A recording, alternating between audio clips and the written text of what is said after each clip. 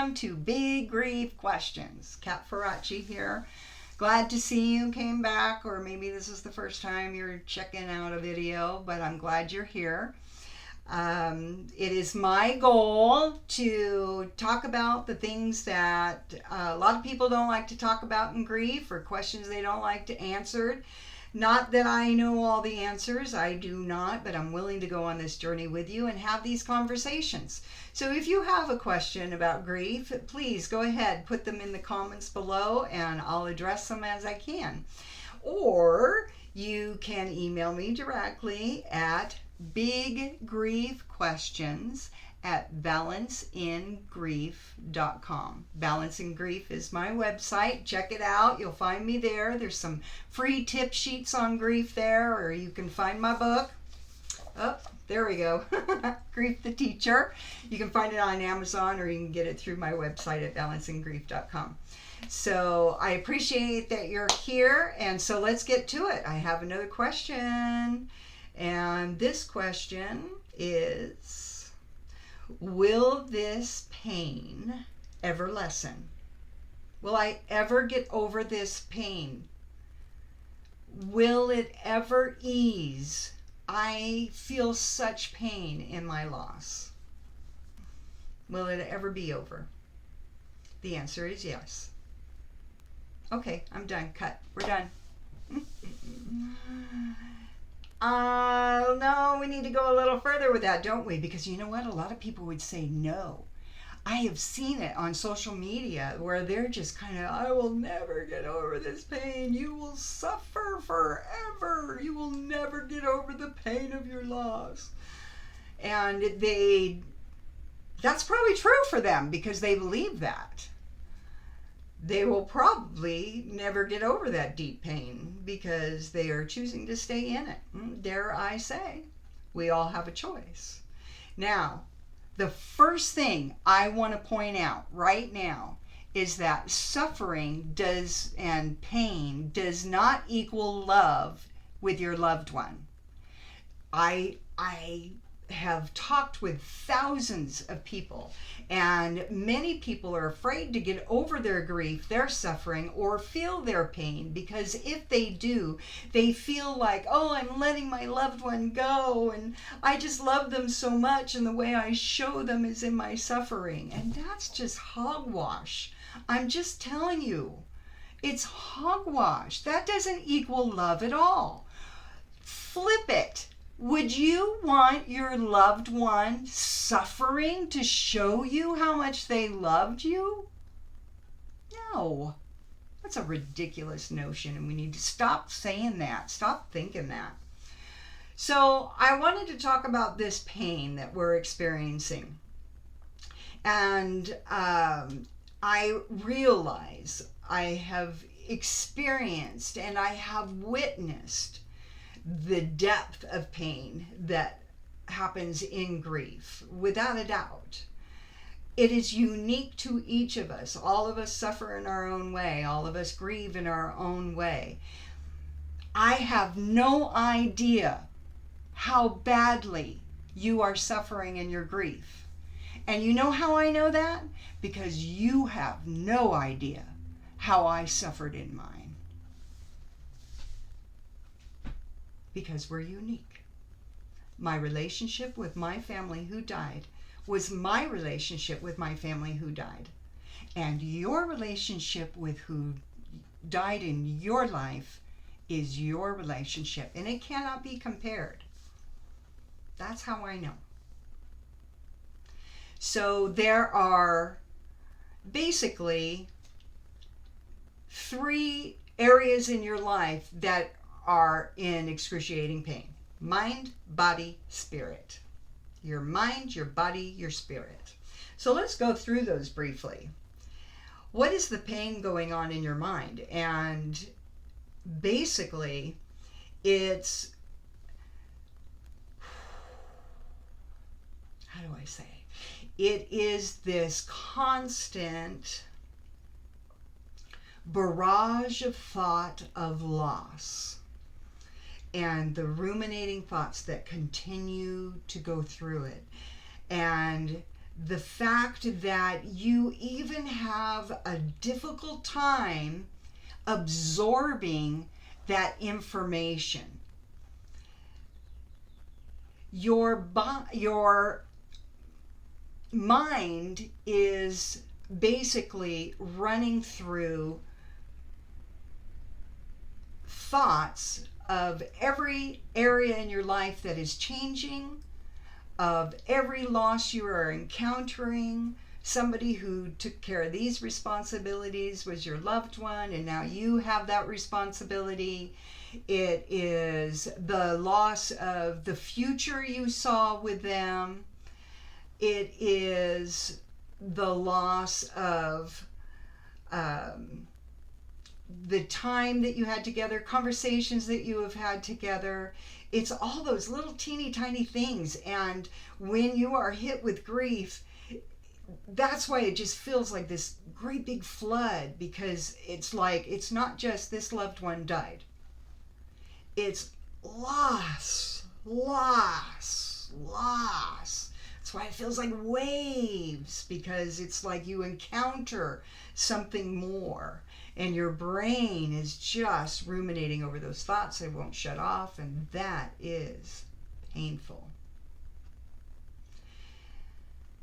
That's the first pain you got going on. The next pain may have been a little more surprising to you, and that's the pain in your body. You know, you may not have expected to have such physical issues in your grief, but yeah, fatigue, tired, but can't sleep. There are some people out there that can't wake up. They sleep too much. They just can't get that energy. The fatigue has hit them in the opposite direction. Either one, not good, not normal, and it's attacking you one way or another. The body aches. Your body actually aches. Just your muscles ache. The tension that you feel within your body is causing those muscle aches. You don't even realize until you put thought to the fact that your body is very tense that is causing all that ache. Your immune system isn't working up to par, so maybe you're catching colds or the flu or something else. Physical pain. And part of that is because grief is doing a number on your nervous system. It's a constant stressor that keeps you in a heightened fight or flight mode, because your body is recognizing something has changed, and so it's going in to work for you in fight or flight. What are we doing here? What do we do? What's going on? You know, and so it is flooding your body with stress hormones like cortisol and adrenaline, and that does a physical effect on your body that causes pain. The other pain is spiritual pain. Now, this one sneaks up on you. It did on me, that's for darn sure. It took a while for me to get through the spiritual pain from grief. And I recognize that is it's as though it puts a mirror up in front of you. That's what I want to say. Puts a mirror up in front of you where you call into question everything you've ever believed about death, about life, about God, about relationships, your values, your perspectives. Everything is called into question in your grief. That is a spiritual pain. Everything is up for grabs, and it all is being questioned. Do I still believe what I used to believe? Is my beliefs holding up in the midst of my spiritual pain? A lot of anger at God for some of you. A lot of you who don't believe in God question life in general because of this grief. Grief is a process, and as you work through your grief, in time you will see that the pain does ease in all of those categories. So I'm going to go through the categories again, and we're going to see what we can learn in each one quickly. So for the pain in your mind, your brain has two networks, default mode network and task positive network. Okay? These are normal networks you've been operating in your entire life. Some of you probably are familiar with them, and others of you, maybe it's the first time you've ever heard about these two networks. But the default mode network is where those ruminating thoughts go. That's where crazy brain is, and monkey brain, and the chatter, and all of that. And most of us operate in default mode network most of the time. We're just going about the day, the chatter's going on in our life. When you're in grief, it's that constant ruminating thoughts about your loved one and the difficulties that you're having, and your constant allowance of only focusing on what is lost. Task positive network is when you are putting your brain to task. And so that task positive network helps to circumvent the default mode network by doing certain processes. So this is where mindfulness can really be helpful for you in your mind pain, okay? If you have a mindfulness practice or you've ever had one, pump that up. If you have never looked into mindfulness, I encourage you to do that, because it's learning how to operate more in the task positive network, in the mindfulness of the day, that's going to help give your mind some relief in the pain that it is experiencing. Okay? And it could be as simple as learning some breathing exercises and focusing on those breaths. Breathing in, 2, 3, 4, hold, 2, 3, 4, release, 2, 3, 4, and doing that over and over again. You're focused on that breathing, and it takes you away from that default mode network where the ruminating, painful thoughts are continuing. Okay, it can be as simple as that, or it can be a task where you're actually doing a task of some sort. Perhaps you felt some pain release when you were planning the memorial, as you were gathering things together. Yes, you are going to have waves of grief and you're going to feel the pain in the midst of that, but there might have been moments of working on certain things where you were task positive. You were just moving in through that task, and that's helpful for you. I know that my house is cleanest when I'm in task positive network, not default mode. So I would encourage you to look into mindfulness and into both of those networks to help you get some pain relief in your brain.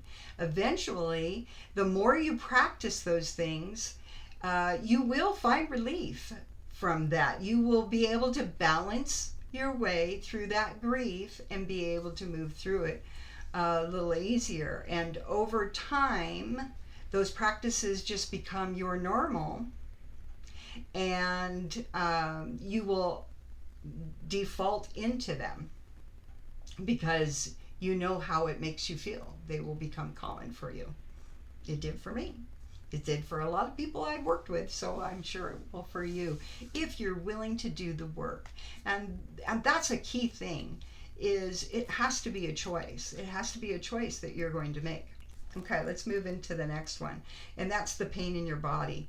This is where self-care is extremely important for you. You must take care of yourself. Do the practical things. Eat because you need to eat. Okay, lots of times we lose our appetites when we're in the midst of grief, and then of course that depletes our immune system even more. So work on eating well. Rest. Even if you can't sleep, give yourself an arena where you find yourself rest, a time of peace, a time of comfort, okay? Go to the doctor. Pump up vitamins if you need to. Do what you need to do to self-care. What is something you enjoy doing? Reading, sitting outside, Maybe you'll say, those the things I enjoyed doing with my loved one, and now I don't want to do them anymore. That's common. There's something that's going to feel good for you. It might be standing in the shower, letting that hot water hit you while you sob, and you get all of that crying out and all those tears out, and after that's done, you just feel drained, but yet relaxed and able to go lay down, put on some nice quiet music, and allow yourself to rest there. Things that used to make you feel good may not make you feel good anymore, but there are things that you will be able to find comfort with again if you are willing to put in the work and do it. That's key. That is key. Sometimes we just want a quick answer, and the best answer is you got to do the work. That's just straight up the truth. Now, the pain in your spirit, that's another ballgame. I encourage you not to run from this journey. The pain in your spirit, where you're really calling into question everything you have believed, or some of the things that you have believed that you feel challenged with now, the things that you valued, the things that were important to you. Maybe it's religious philosophies, maybe it's what you believed about life and death before. I think the things that are true in life will stand the test of your grief, and you will find that if you go on the journey. What you have believed will stand if it is your truth. If it does not stand, then grief called it into question for a reason, that you might discover a higher self within you. Grief can be a teacher for you, to teach you lessons about life and death and love and the continuum of your relationship with your loved one, and how that works, and how you can feel the closeness to them, and how you can feel their continued love and their guidance in your life. It's not what you had, but it can be impressive and empowering if you let it. You've heard stories of people who have gone through terrible loss, excruciating pain, and you thought, how did they ever get through it? And yet they rose through their grief, because their grief taught them what is most valuable in life. How we spend our time, how we say I love you, how we love each other, what is important and what is not important.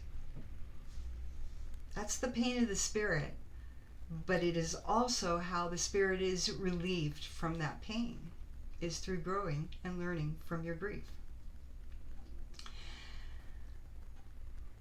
If you would like more information about this topic, I would encourage you to read my book, Grief the Teacher.